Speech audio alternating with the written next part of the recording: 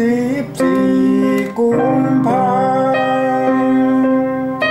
วาเลนไทน์ใกล้กุหลาบเก็บไว้สีแดงสดใส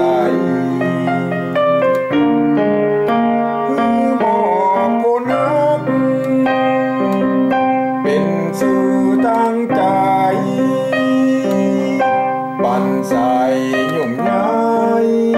กอดมัดมันแน่น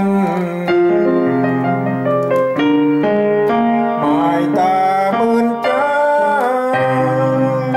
บ่ตันสิแม่นได้กล้าเป็นแฟ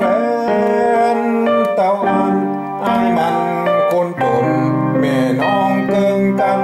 คงมีวันฟุกร่ำรวย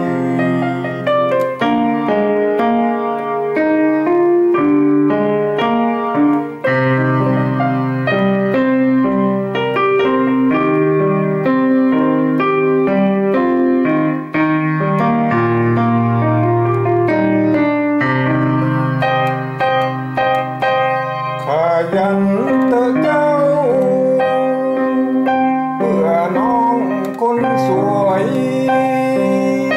มีเงินกอบโกย